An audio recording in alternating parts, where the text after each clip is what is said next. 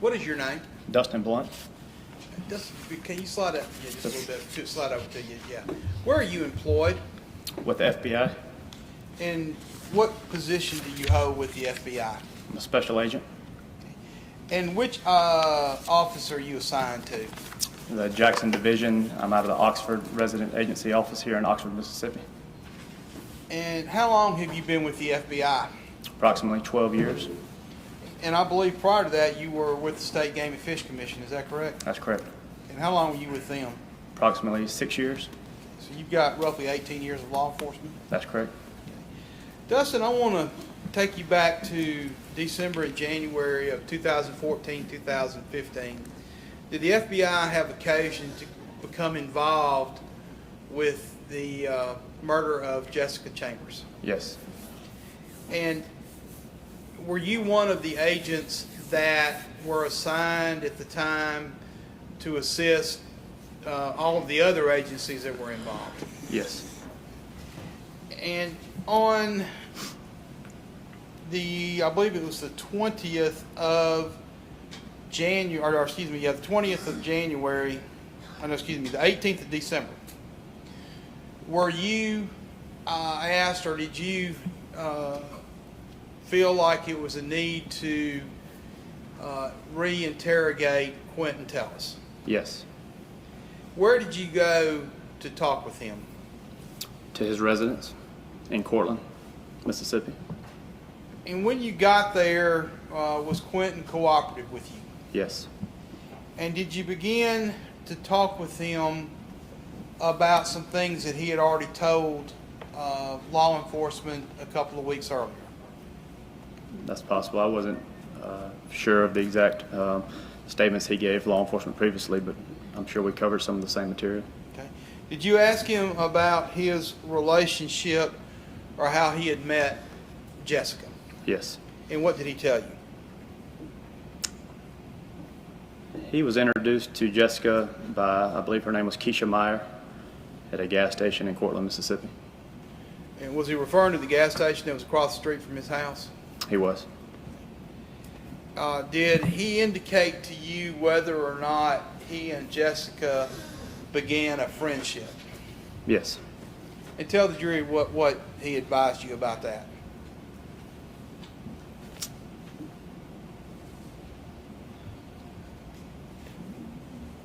They had initially met as of the day that I was interviewing him. It had just been several weeks, I believe. I don't remember the exact date that Keisha introduced the two, but they struck up a friendship fairly quickly to the point where they would ride around a lot together numerous times. And he even went as far as to say that they at one time had a sexual relationship.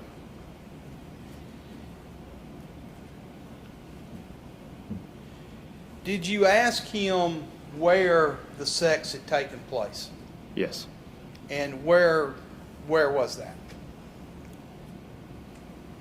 We were talking to Mr. Tellis in his backyard, where we chose to pull up some chairs and have the conversation, and he pointed behind him to his side yard, which would have been just south of his residence, kind of a driveway, if you will, that's just south of his residence, not far away from where he resided. I guess I need to ask this question. Do you see Quentin Tellis in the courtroom today? I do. Would you tell me what he's wearing, please? Green and white striped shirt. Your Honor, may the record reflect he's identified the defendant? Record will so reflect. So if I understand your testimony, y'all were just having a casual conversation sitting in the back of his house, and he pointed to an area south of his house, I believe you said a grassy area south of his house? That's right. Okay. Did he indicate whether they were inside or outside of a vehicle when the sex occurred? He stated they were in a vehicle. I believe it was her vehicle. Okay. And did he tell you where in the vehicle the sex took place? He did. He stated that they were in the passenger seat, and he went into detail to say that the passenger seat was reclined back, and he was sitting in the passenger seat, and Jessica Chambers was on top of him. And did he indicate whether this was the only time they ever had sex? He stated to me that he had only had sex with her one time, so I would come to believe that that was the time he was referring to. Okay. Did you also, or did he also tell you about a trip they made in her car to anywhere? I believe that they had gone north on Highway 51 that same night trying to go somewhere.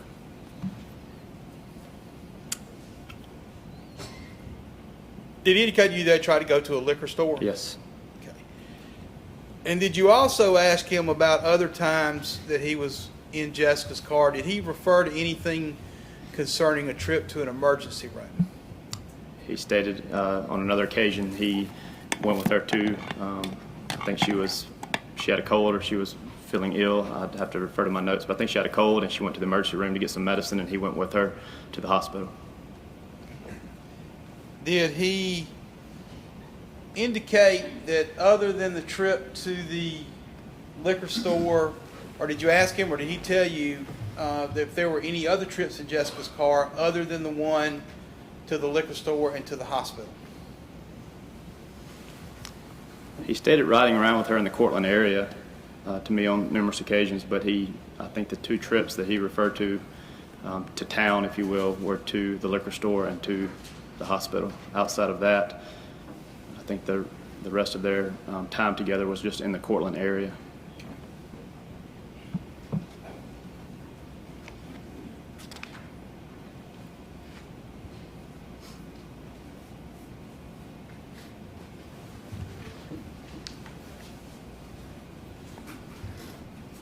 Now, you asked him more specifically about what he did on Friday, December the 5th, and also on Saturday, December the 6th. Do you remember talking to him about those two particular days? Yes.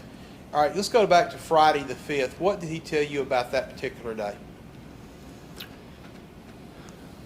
Friday, December the 5th, he believes he was hanging out in his front yard, I believe drinking alcohol with some friends. I would have to refer to my notes to recall all of their names, but Your Honor, may Agent Blunt use his notes to refresh his memory? If he has them, he may. They were sitting in a pickup truck. I believe it belonged to an individual known as Mike. I believe it was a white SUV, and which was parked in Mr. Tellis's front yard. All right, did he tell you who else was in the car with him on that particular day? He did. And who was that? LaQuanta Tellis, Okay. Sholanda Sanford, and an individual known to him as Mike. And did he give you a nickname for LaQuanta Tellis? Her name was Tootie. Okay. And did he give you a nickname for Mike? Big Mike. Did he advise that the vehicle they were sitting in on the 5th, who that vehicle belonged to? It belonged to Mike. Did he also indicate to you whether or not on the 5th, that Friday, he had talked to Jessica? He did. He stated that while they were sitting in the truck, Jessica called him and she asked for some money, and at some period after the phone call, Jessica arrives at the gas station across the street, which can be viewed from Mr. Tellis's residence, and he states that he got out of the vehicle and walked across the street and provided her $10. And did he indicate to you that was the only interaction between them that particular day? Or was there any other thing that he mentioned on the 5th? I believe that was it on the 5th. Okay. Now let's go to the 6th. Did you also ask him about any interaction he may have had with Jessica on the day that she died? I did, and he referred to the fact that he and Jessica, along with Keisha Meyer, rode around in the Cortland area together in Jessica's car, at which time Jessica and Keisha smoked marijuana, and at some point that day after they got through riding around, they dropped Mr. Tellis back off at his residence. Okay. And was something supposed to happen that day that Jessica and Keisha were supposed to do that day?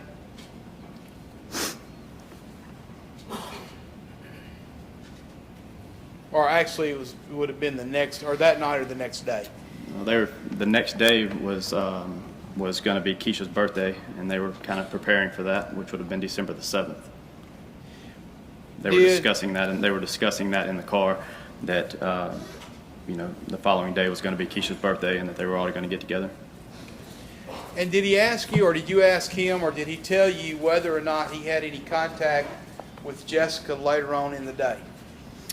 He mentions again that later that same day, on December the 6th, that she contacted him for some more money, and but that she never showed up for it. And he states that if she would have showed up, he would have provided her more money, but she never showed up. So, according to your conversations with him, the last time he saw Jessica was when she dropped him off earlier in the day. That's correct. And if I understood your testimony correctly, Jessica calls him later on that day for money, but she never showed up to get it from him. That's correct. And this interview was December the 18th, right? Yes. And that's 12 days after Jessica died. Or actually 11 days after Jessica died. Did he appear to understand your questions? Yes. Did he, or was he cooperative with you? Yes. Did you give him every opportunity to tell him about his interactions with Jessica on December the 6th of 2014? Yes. And did he ever tell you that he saw Jessica after she dropped him off at 12, roughly noon that day? I don't have a time that he was dropped off, Okay, but he did not, make mention of any other contact with her. That came from somewhere else. But he indicated that morning after she had dropped him off, did he indicate to you, after you gave him plenty of opportunity, that he had been with or seen Jessica that afternoon? He had not.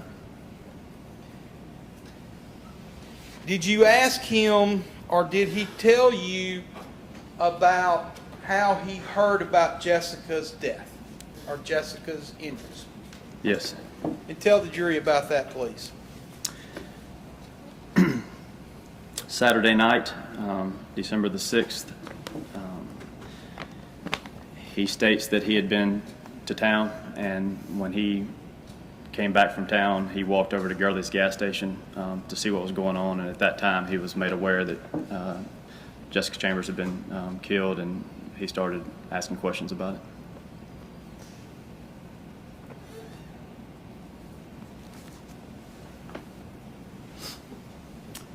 Did he tell you what he did?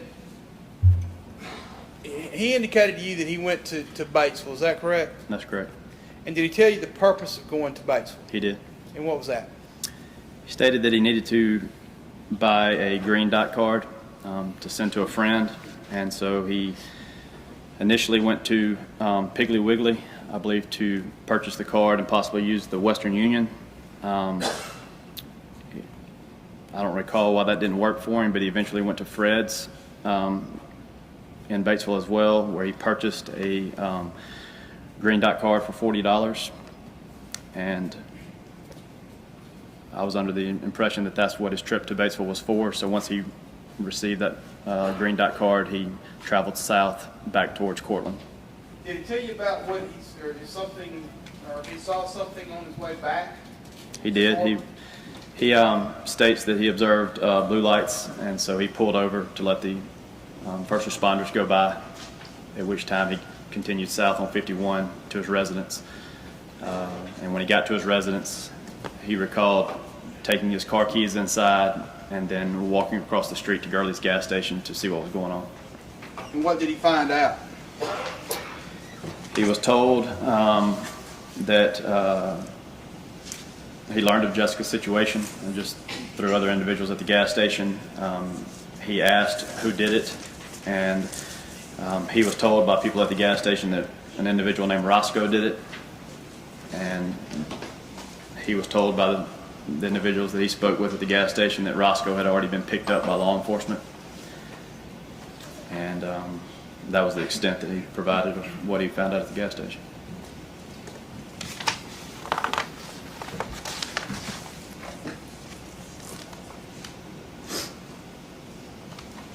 Did he tell you what he did a few days after Jessica died? He did. What did he tell you? One of the things he told me is that he erased all communications that he had had with Jessica from his cell phone, which would be text and phone contacts. So he told you he deleted everything referring to Jessica from his phone. He did. Now, at some point, you also talked to him about his mode of transportation. Do you remember talking to him about that? Yes. And how did he indicate to you that he got around most of the time? He had a small dirt bike, a motorized dirt bike, and that's what he used to travel and move around the Cortland area. Or I guess he could have gone anywhere, but it seemed like that's what he used around his house and in the Cortland area. And did he indicate to you where that dirt bike was kept? Yeah, he did. He had the dirt bike out near his, well, at the time, it was at his residence, but it was out near a shed. The shed is in front of his residence, closer to the road. Did y'all actually go up to the shed? We did.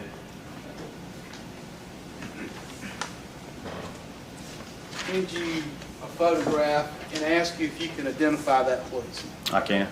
And what is that? This is a photograph of Mr. Tellis's residence, And what is that in front of the residence? the shed that I'm referring to. And is that the one that y'all actually went to with him? Yes. Y'all, I would offer this as an exhibit to this witness's testimony. Any objection, counsel?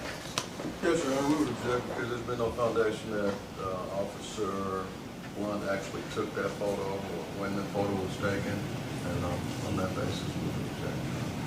All right. Objection noted to be overruled and marked as exhibit.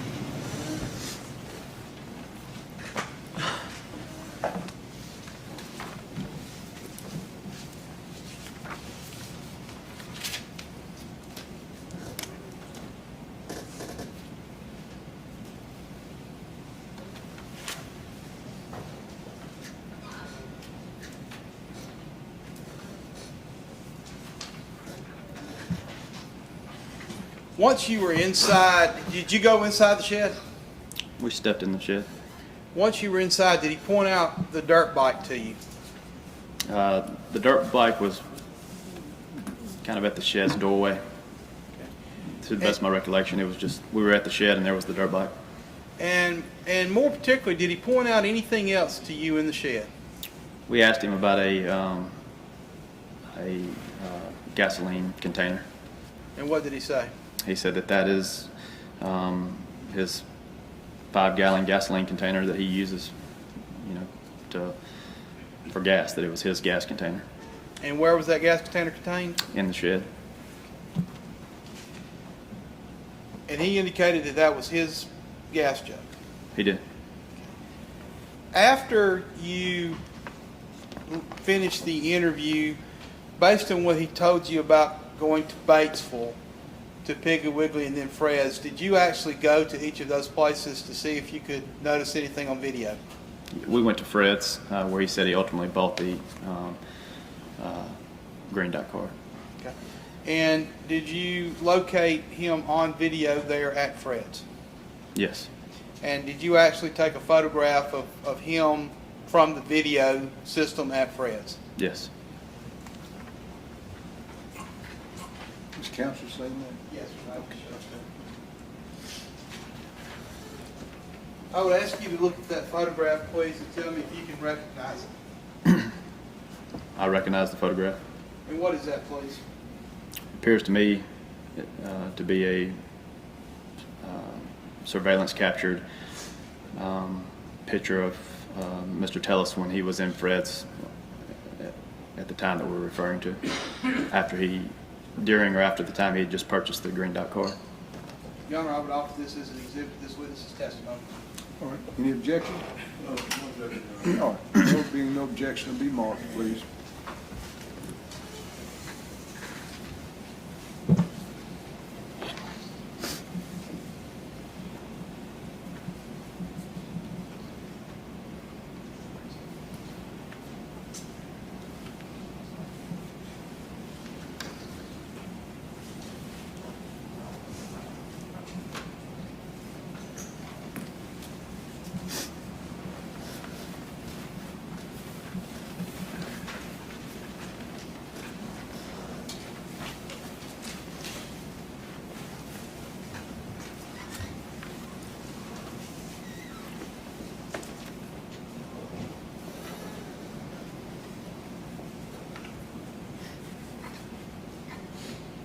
Tender the witness, Your Honor. All right, cross.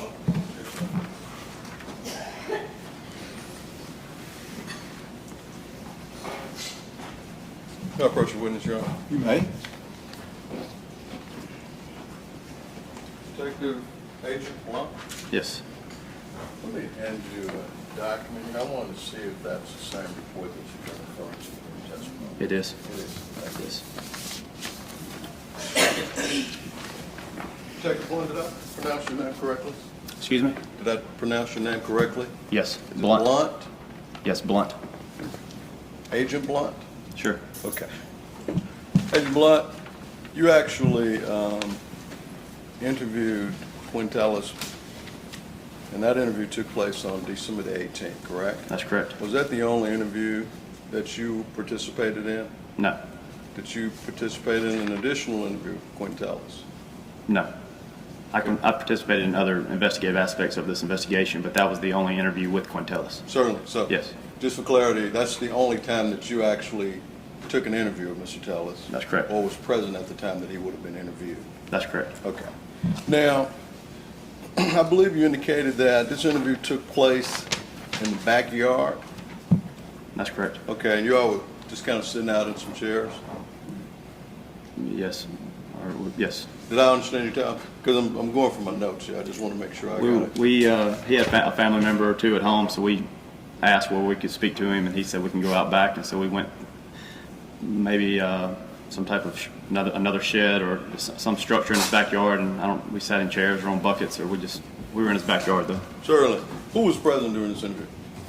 Myself, another agent, Justin Nedzwicki, and Mr. Tellis. Okay. Now, I believe you indicated that Mr. Tellis and you discussed his relationship with Ms. Chambers, correct? That's correct. And he indicated that he met her through Keisha Meyer. That's correct. How would you characterize the relationship that Mr. Tellis described to you on this particular occasion between he and Ms. Chambers? Friends? They were friends. Okay. Did you detect any hostility during your interview with Mr. Tellis that you could say would have been toward Ms. Chambers during this interview? So it was a friendly relationship that he was describing to you in response to your questions, correct? That's correct. Okay. So, and I believe you indicated that he talked about riding around numerous times in the Cortland area. Okay. Okay. Riding around with Ms. Chambers. Okay. Did he Yes. tell you that? Yes. Okay. And did he indicate what kind of vehicle they would be in during these times? I believe it only states in my report that they were in Jessica Chambers' vehicle. Okay. Now, in your report, you made reference to a couple of specific instances here. One of them being when they went to a liquor store. You see that in your report? Yes. Okay. And what did he tell you about that trip to the liquor store? That the liquor store was closed. Okay. And did he expand on that any farther? He did not. Okay. Did you make reference to that in your report? Did I make reference to Did the you make fact that he did reference not to- expand on that any further? No, did you make reference to the trip to the liquor store in your report? Yes. And from reviewing your report, what did he say about them going to the liquor store, other than that the liquor store was closed? That was the same day that they had sex. Okay. Anything else?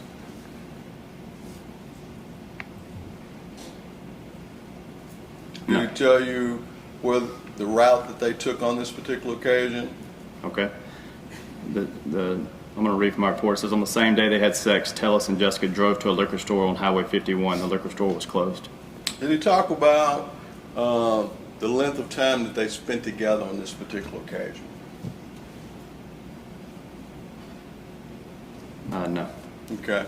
And are you saying no, that it's not referenced in your report, or no, he didn't talk about it? No, he didn't talk about it. Okay. And there was another occasion where 2 or 3 days before her death, he talked to you about a trip that he and Jessica made to the emergency room. Is that correct?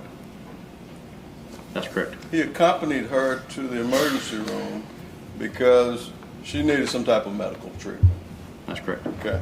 Now that medical, did you ask, or is it contained in your report, what her medical condition was at that time? Tellis told me that Jessica had a cold and wanted treatment. Okay.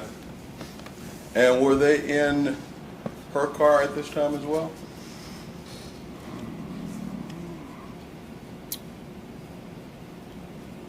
I don't believe I have in my report which car they were in, but he stated that he rode with Jessica. Okay. So, but there's no reference to what car they were in. That's correct. Correct. And now, if you need to, Agent Blunt, you talked about the numerous times that they will ride around, and you said in the Cortland area. Did I understand you correctly? That's correct. Where did you make reference to that in your report? Give me a second.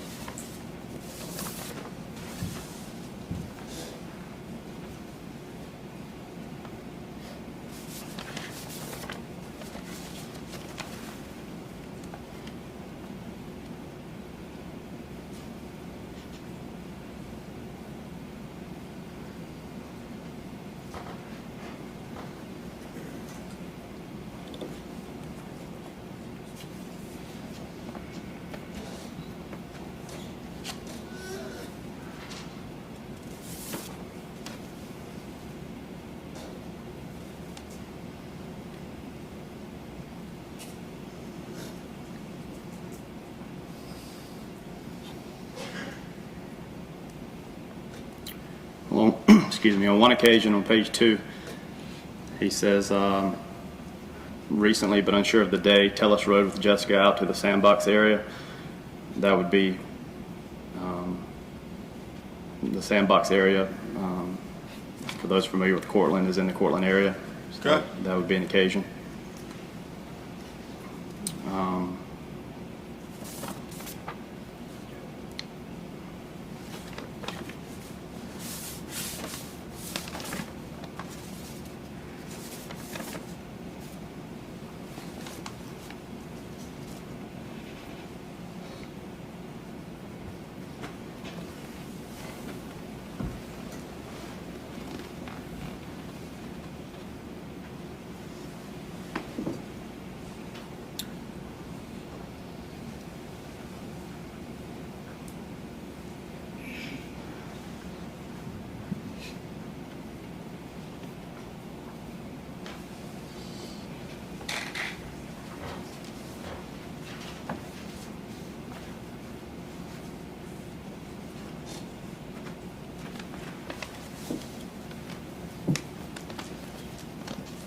And on page 3 of 4, states that on Saturday morning, Tellis, Keisha, and Jessica rode around the Cortland area in Jessica's vehicle.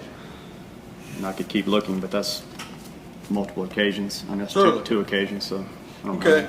know. Now, on page 2, it says that Tellis advises you that he's only ever rode in the car with Jessica to town, to the hospital and the liquor store. Correct? That's correct. But there were multiple times that they have been in the car riding around together, according to the information you gathered. That's on correct. this particular occasion, right? He just didn't indicate during your conversation which car they were traveling in. Is that correct?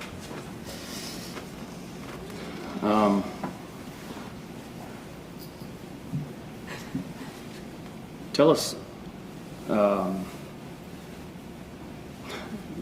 ask me a question again, please. Okay. Well, let me ask you like this. Okay. He told you that there were only 2 times he'd ever rode in the car with Jessica to town. That's correct. Okay. What town was he referring to? To Batesville when he To went. Batesville. Yeah. Okay. But they had rode around multiple times. Okay. Correct? Correct. So there was more than 2 occasions that they were in a car together. That's correct.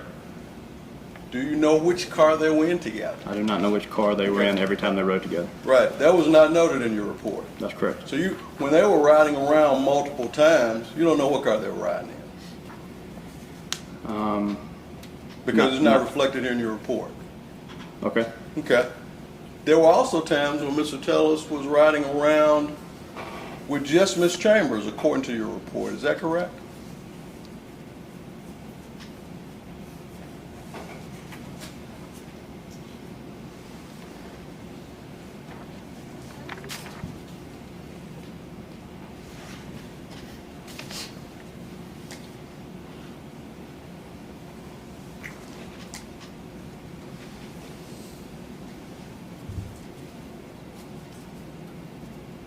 I want to go back to your previous question. The two instances, it does state in my report that they tell us Keisha and Jessica rode around the Cortland area in Jessica's vehicle, Okay. which that would indicate whose car they were in. And then the other time, it says recently, but unsure of the day, Tellis rode with Jessica out to the sandbox area. It does not state that it was in her car, but he stated to me that he rode with her, and I know she has a vehicle, and he does not. I know he used his, I believe, his family member's car to go to Batesville, but so I'll just be clear on that. But what was your other question? So we know that Mr. Tellis went in a vehicle with Jessica Chambers to the liquor store. Okay. We know that he went to, is that a yes? Yes. We know that Mr. Tellis went to the sandbox with Miss Chambers. Okay. Yes. Is that a yes? Yes. We know that he went to the emergency room with Miss Chambers.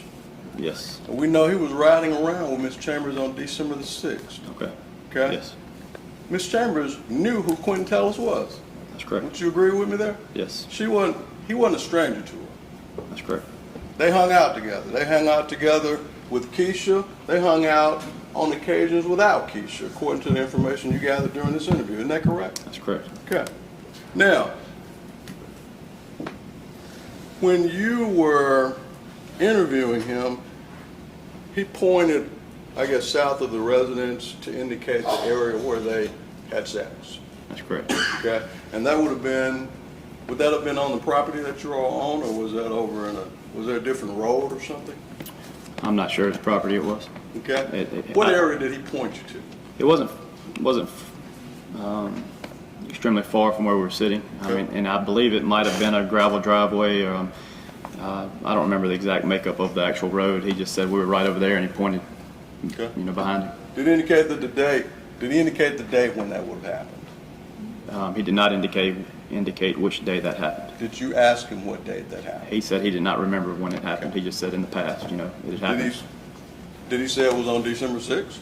He didn't recall. Okay. Now,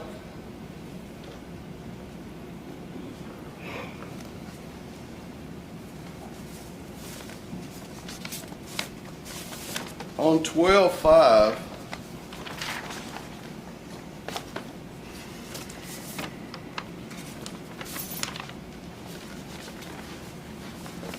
Mr. Tellis indicated that he was probably at home drinking. December Yes. 5th. That's correct. And he was he sure about that? He says he was probably at home drinking alcohol. Probably at home being maybe, was that definite in your opinion? I just know what he told me. Right, so probably. Okay. He was basically trying to tell you where he thought he was. That's correct. And this would have been the day before all of this happened. That's correct. On the 18th, he wasn't really sure where he was on the 5th, was he? But he was trying to respond to your question. That's correct. Would you agree with that? Yes. Now, you also indicated that they rode around on the 6th, they being Mr. Tellis, Miss Chambers, and Miss Meyer. And they smoked marijuana. Is that true? Yes. It was, in fact, Miss Chambers and Miss Myers that was smoking marijuana. That's correct. Okay. He never told you he was smoking marijuana, did he? Nope. Okay. Now, he indicated to you that he had deleted all the texts from his phone of his contacts with Jessica Chambers. Did he indicate why? Well, first of all, did he did indicate that to you, correct? Yes. And did you ask him why he did that? I did not ask him. Would you want to know the reason why he did that? Obviously not. Okay, well, I'm asking. No, I didn't ask him. Okay, why did you not ask that question? I just failed to ask the question. Okay, you put that in your report. I put in the report that he told me that he erased all the texting contacts with Jessica from his cellular telephone. Yes. Okay, maybe you didn't understand. Did you ask him that question? Or did he just volunteer that to you? I would have asked him that question. Okay, so you asked him the question. What led you to ask him that question? I was interviewing him in relation to his contacts and his whole everything that had to do with Jessica Chambers. Well, how did you know that the information was not in his phone?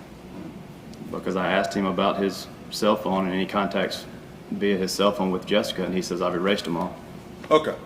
Did you take possession of his phone during this interview? We did, I believe.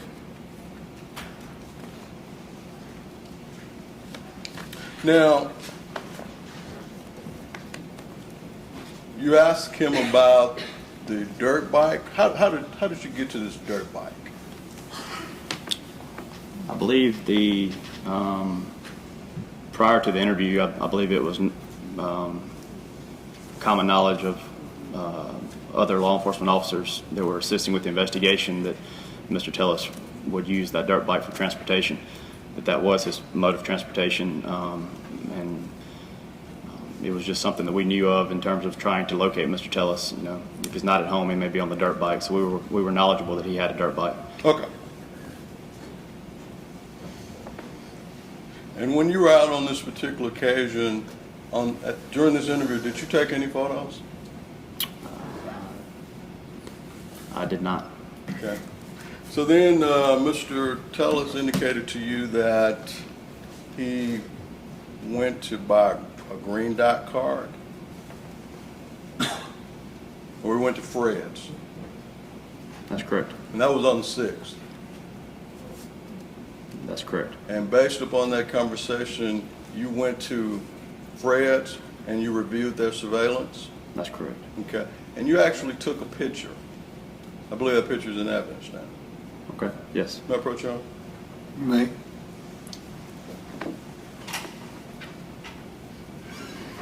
Did you take a look at that? Okay. Do you recall when you actually took that picture? Say it again, please. Do you recall when you actually took that picture?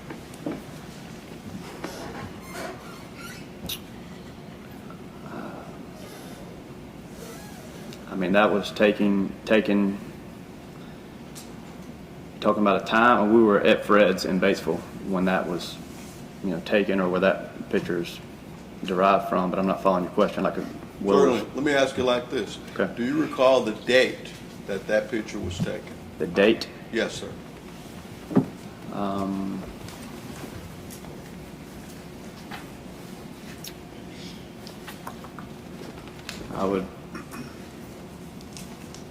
I don't recall. Okay.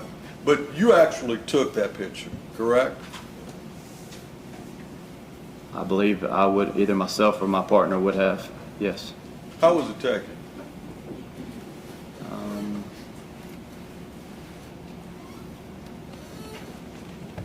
Most likely with a cell phone camera. Okay. Is there anything in that picture that would indicate a time that Mr. Tellis was in that location? Not on this picture that I'm aware of that I can see right now. Okay. That picture was taken in conjunction with your interview of Mr. Tellis on the 18th, correct? That's correct. Did you indicate anything in your report that would indicate whether or not you were able to establish some type of timeline when Mr. Tellis was present for that photo?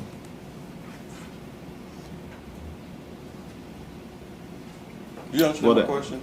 Yes, I'm just trying to be accurate with you, obviously, so that Mr. Tellis told us, I want to say he even provided us with his, green dot number in the card, and, or or at least the number, and he advised us where he was at what time. Mr. Tellis led us to Fred's at the time that he said that he was there, within a window. So the fact that we were at Fred's looking at surveillance at a certain time to witness him buying a green dot card and what he was wearing is all information that was provided to us by Mr. Tellis. Certainly. Well, you went to Fred's and you took a look at their video surveillance system.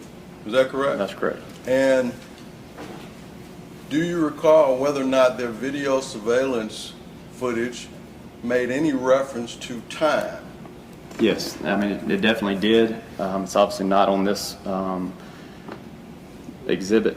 However, we used the date and time. This was on the, it would have been after the 18th. So we used the date and time in order to go back to December the 6th to find Mr. Tellis at the time that he said he was there buying this car. Okay. So, but it is not reflected in this photograph. Did you make note of it in your report?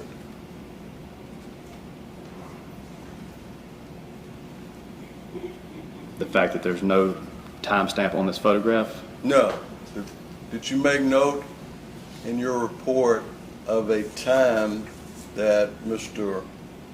Tellis would have been in that Fred's purchasing that green dot card?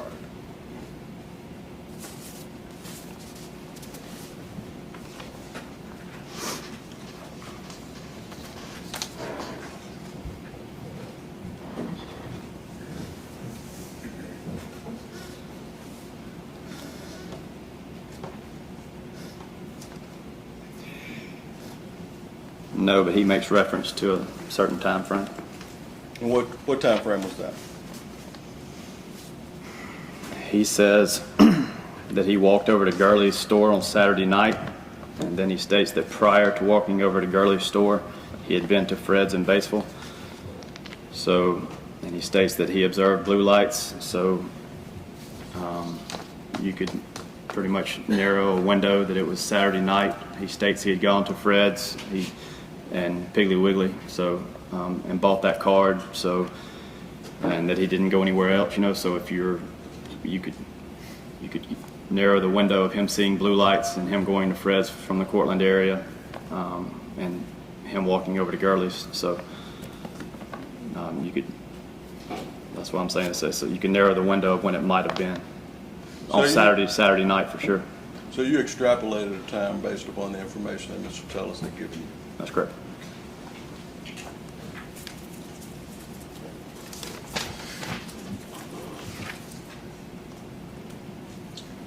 That's the course of notice.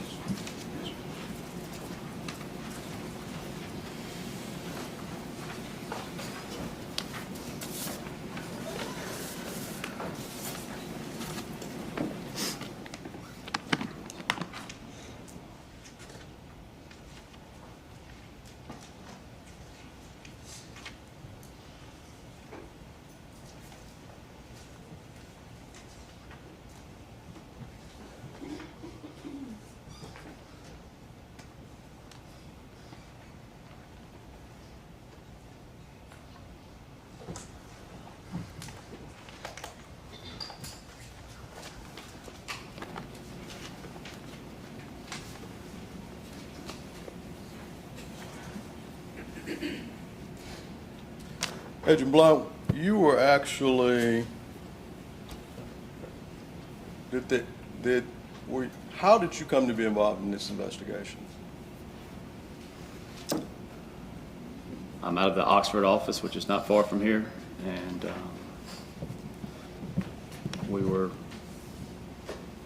the FBI was asked to come and assist by other law enforcement here in the area.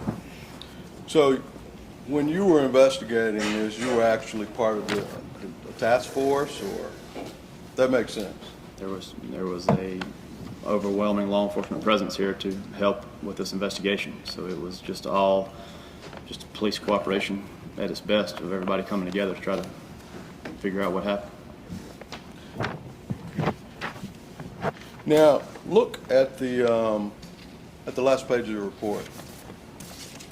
It indicates that Tellis signed an FBI FD-26 consent to search form.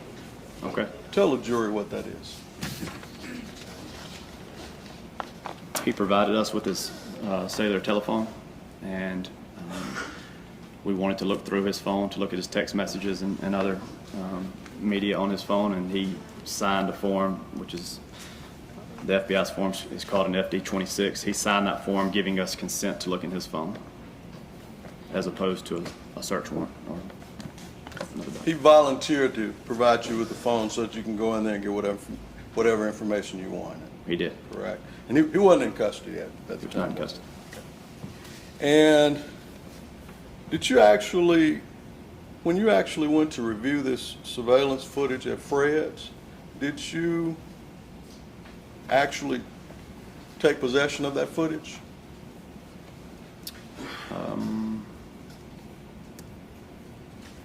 I thought we did, but I don't recall. If there's not a disc, then maybe we didn't, but I Okay. provided everything I had to the prosecution, so. Certainly.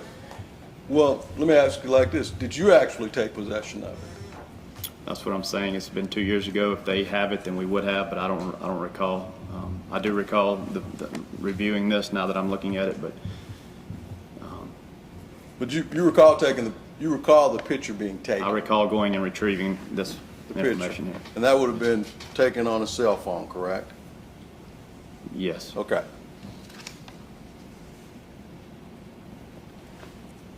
I asked you earlier about Mr. Teller's deleting the information from the cell phone. Did he indicate to you why he did that? I do not think he did. He did not. Isn't it true that he told you he deleted it because she died? I don't recall. You don't recall that? Is it possible that he told you that? That he said he deleted it because she died? Yes. I guess anything's possible, but I don't recall that, or I would have most likely put it in my report.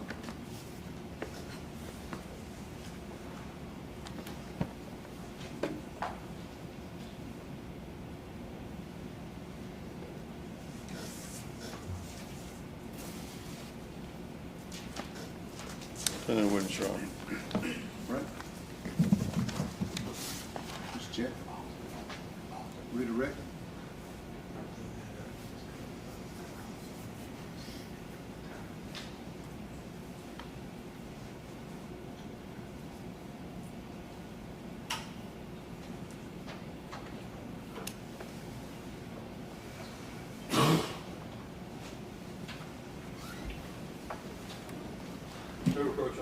You may.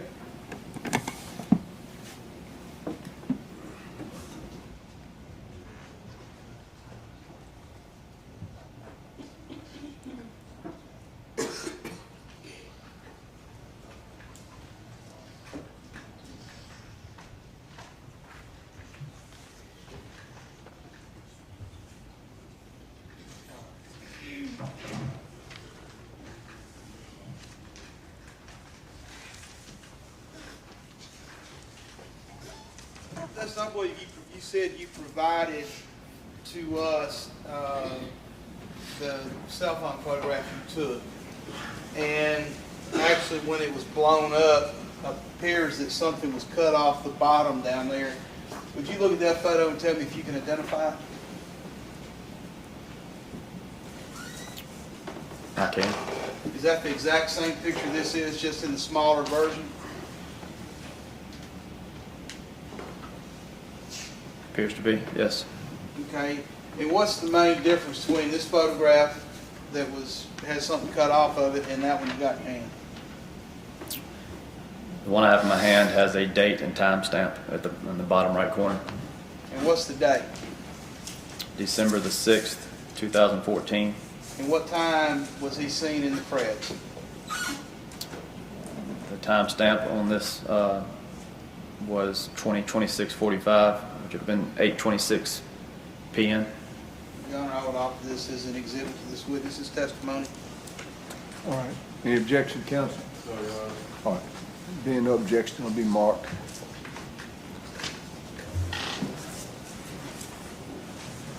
It's 34.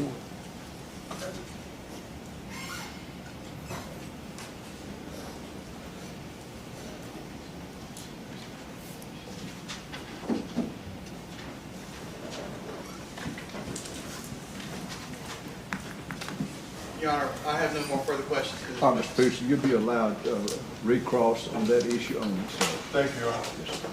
May I approach the witness, Your Honor? you may.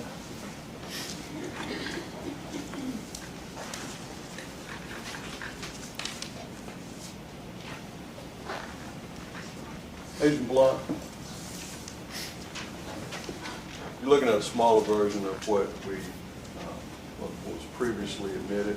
That one has that picture actually has a time and a date stamp. And that time and date stamp is December 6, 2014, correct? That's correct. And the time is 20:26:45. 26:45. What is 26:45? 20:26:45. 20:26:45. So that would be 8:26 and 45 seconds. Yes. Where did that time and date stamp come from? It would have been on the surveillance screen. Okay. That would have been the surveillance screen at the fridge where that photo, where you took, that would have been the date and time stamp on the actual surveillance footage that you took a picture of. That's correct. It would have been on the monitor. On the monitor. Yes. Did you make any efforts to confirm that time? No. Okay. So we don't know whether that time was accurate or not as we sit here today, do we? We did not. Thank you. Nothing further, Your Honor. All right. What instruction did you give this witness? Can I ask him one question based on what he just said? Just one No, question. no, sir. No, sir. I've gone further than I usually go. He may be finally excused. All right, so you can stand down, sir. Thank you. Call your next witness. Catherine Rogers. This will be the last one of the day, Your Honor. All right, thank you.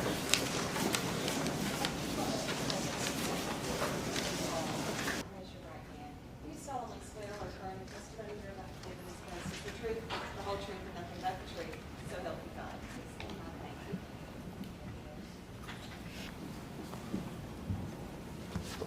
What is All your right. name?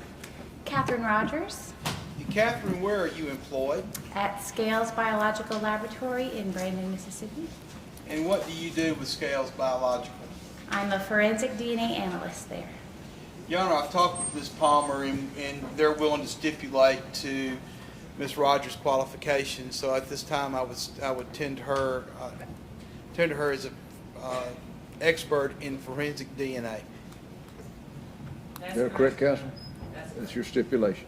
Yes. All right, she'll be declared as an expert then, as a forensic DNA specialist. Is that correct? Forensic DNA analyst. DNA, I'm sorry. Yes, sir. All right. Ms. Rogers, briefly tell the jury what is DNA. Well, DNA stands for deoxyribonucleic acid, but that doesn't mean much to most of us, but it's a long molecule. It's often coded as the blueprint of life because it codes for every physical attribute that we have. But there's also a large portion of the DNA that's known as the non-coding region that we target as forensic DNA analysts. This portion of the DNA actually varies the most between individuals. So we can target specific areas in that non-coding region to build what's known as a DNA profile. The DNA profile of each individual is considered to be unique, of course with the exception of identical twins. So what you're saying is each person, except for identical twins, has their own separate unique DNA. That's correct. Were you asked to perform a series of tests in this case, and I believe you got your report with you, initially on a set of keys? Yes, I was. I want to hand you what's been previously marked as exhibit number 2. And would ask you to look at that, please, and tell me if you can identify it. Yes, this item was received by the laboratory for testing. It's described as keys, a keychain, and rope and tags. I can identify it because our laboratory case number is still present on here. Also, the specific item number that was assigned to this item by our laboratory is here. And also the evidence tape with my initials and the date that I resealed it after testing is still present. Were you you asked to perform any tests on those keys? Yes, I was asked to analyze that for the presence of any DNA. And did you do that? I did.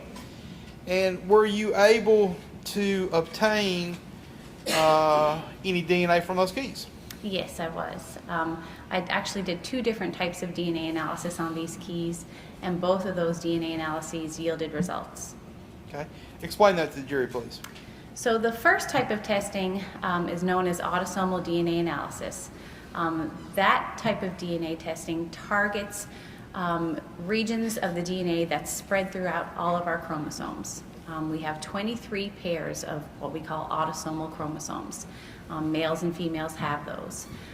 When we target 16 of those areas, they're spread throughout those 23 pairs of chromosomes. And again, we're hoping to obtain a DNA profile. On that particular item, the set of keys and the lanyard that was attached to it and all of the keychains and tags and anything that was on that item, I swabbed that to try and obtain any skin cells that may be left behind. I obtained what we call a mixture of DNA. DNA from more than one person was detected on that keychain and lanyard and all the other items attached. When we have a mixture, we are typically asked to take reference samples from known individuals to see if those people can be included or are excluded from that mixture. And that's exactly what I did in this particular case. Now, once you were able to, using the autosomal method, did you notice any what we call Y chromosomes in the mixture that you were able to obtain from the keys? Yes, so on this autosomal testing, one of the regions that we target is for the sex chromosomes. It's what determines gender. It's really the only physical characteristic that we can see. Females have 2 X chromosomes. Males have 1 X and 1 Y. On the mixture from these keys, there was a high presence of female X chromosome, but just a very small, minute amount of Y chromosome was detected. That is an ideal situation for doing a secondary type of DNA testing that we can perform called Y chromosome analysis. In the Y chromosome analysis, we target regions that are only on that Y chromosome. So it's essentially ignoring any female DNA that might be present and just zeroing in on that Y chromosome to specifically target male DNA. And did you do that in this particular case? Yes, so that was done in this case as well, and a mixture of male DNA was detected through the Y chromosome analyses. Okay. And how many of the Y chromosome, or how many were males were included in the mixture, Y chromosome mixture? So the Y chromosome mixture that was performed on the keys contained at least 4 individuals, which of course all have to be male because it's that Y chromosome testing. All right, I want to ask you, were given submissions on multiple individuals in this particular case, were you not? Yes. Were you given a sample of Jessica Chambers? Yes, we were. And were you able to include or exclude her as having a DNA presence on the keys? So on the autosomal testing, which again yielded a mixture, the autosomal testing again is all of the chromosomes, not specific for males. Jessica Chambers could not be excluded, or in other words, is included in that particular mixture. Okay. You were also sent on you were actually sent a buccal swab on Derek Holmes. Yes, that's correct. And what was the results of that? Derek Holmes was excluded from that mixture, the autosomal mixture that was obtained from the keys. All right. Jerry King. Excluded from the autosomal mixture. Lakeisha Meyer. Excluded. Rachel Denise Tudor Mister. I'm sorry, what was that name? Rachel Mister.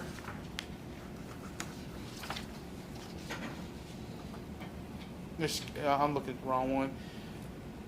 Yes, George Douglas Mister. Okay, there we go. Excluded. Okay. Roscoe Spates, Excluded. Anna King, Excluded. Mary Tyner. Excluded. So let's go back. Quentin, tell us. On the autosomal DNA testing, there was an exclusion on Quentin Tellis. However, that Y chromosome analysis, which was done subsequently to target the male DNA specifically, he could not be excluded from the Y chromosome mixture that was obtained. All right, and then you also tested Jerry King. Correct. No conclusion could be drawn regarding Jerry King as a contributor to the Y chromosome mixture. In other words, it's inconclusive whether or not he is a part of that mixture. We rely on an inconclusive result when there is not enough data to support a clear inclusion or a clear exclusion. And that was the case when comparing Jerry Lee King's Y chromosome reference sample to that of the Keys. So Derek Holmes He on the was Y chromosome. excluded from the Y chromosome mixture. And I believe you also had several other items of evidence that were submitted to you. Were you able to tie Quentin Tellis to any other pieces of evidence in this case other than the Keys? No, we were not. Did you generate a report as a result of your testing that you did? Yes, I did. I do want to ask you one question. You indicate on your report, Quentin Tellis cannot be excluded as a potential contributor to this mixed Y-Str DNA. In addition, all patrilineal related male relatives and an unknown number of unrelated males cannot be excluded as contributor to this mixed Y-Str. What do you mean by that? So with Y chromosome testing, what's different about Y chromosome analysis is that the Y chromosome is inherited as a unit from father to son, father to son. It doesn't change, with the exception of mutations, which are about 1 in 10,000. The autosomal testing that I spoke of previously, that's unique to the individual, again with the exception of identical twins. Y chromosome analysis is different because it is inherited as a unit. So whenever we include somebody, in this particular case, Quentin Tellis could not be excluded. We also say that any of his patrilineal male relatives could not be excluded because they should theoretically have the same Y chromosome profile as him. We also do a search in a database to see how common or uncommon that Y chromosome profile is, to attach statistics to it. So that Y chromosome mixture obtained from the Keys, all possible combinations of the Y chromosome markers that were in that mixture are searched in a database to give a frequency. And in this particular case, it's a frequency of 1 in 359 males could not be excluded from that mixture as well. So wouldn't you say that all patrilineal, you're talking about Quentin Tellis' patrilineal? That's the males on Quentin Tellis' side. His paternal male relatives, that's right.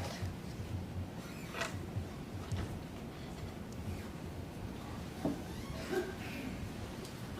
going to ask you to look this over real quick if you can tell me what that is.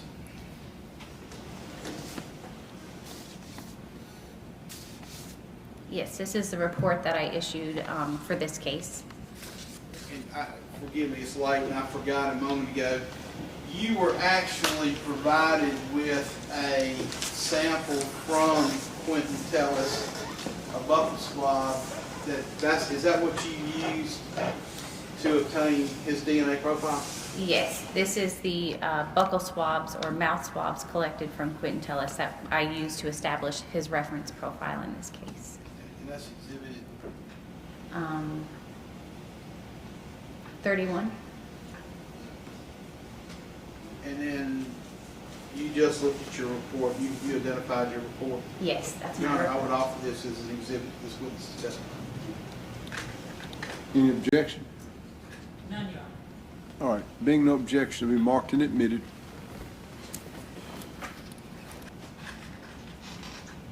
So in conclusion, the keys that you tested, you were able to obtain a DNA profile.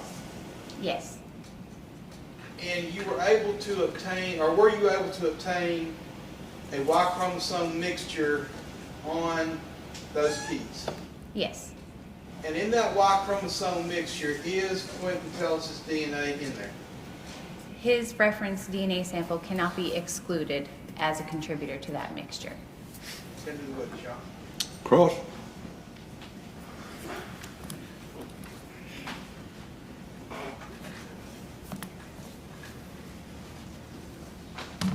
Good evening, Ms. Scales. Good evening, Ms. Rogers.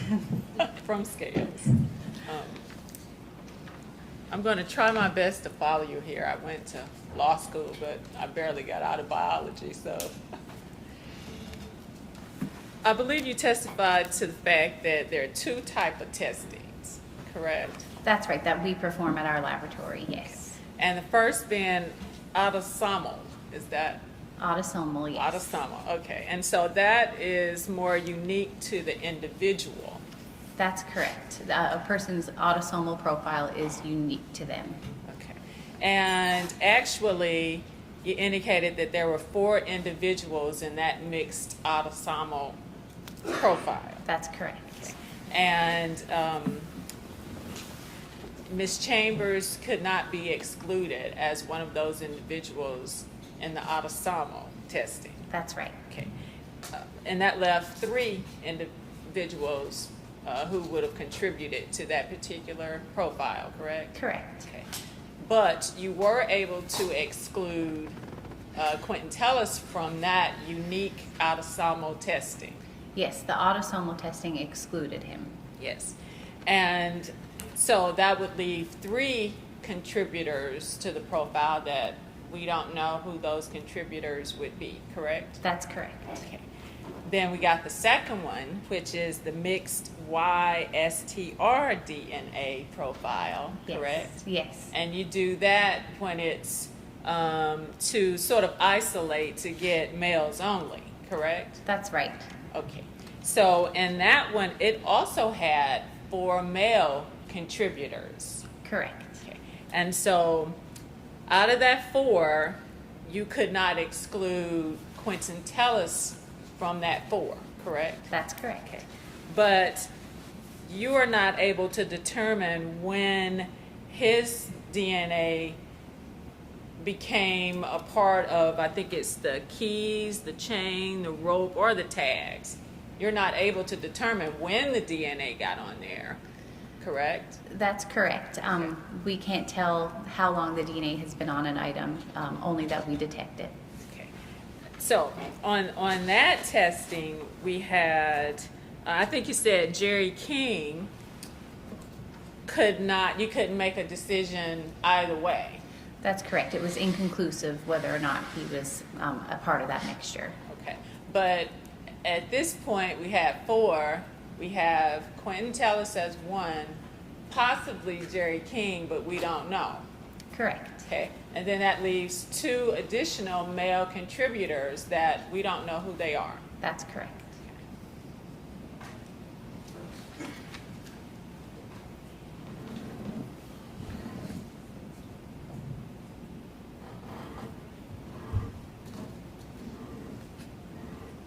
Course indulgence. Yes, ma'am.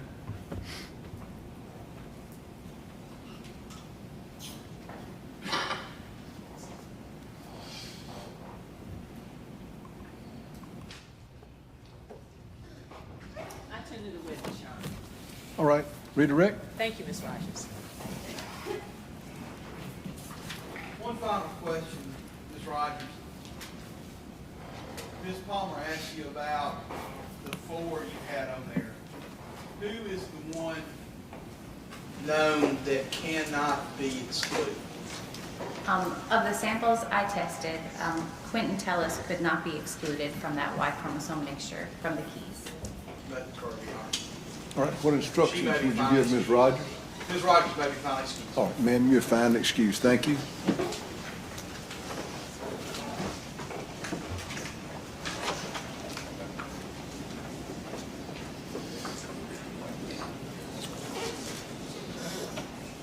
right, ladies and gentlemen, I'm going to go on and excuse you for the evening, and the bailiffs will escort you to your room, then to the vans, and then to your hotel. Somewhere along the line, we're going to feed you. So I will see you in the morning, and we will resume court at 9 a.m. in the morning. Thank you. Court will remain in order till the jury is excused.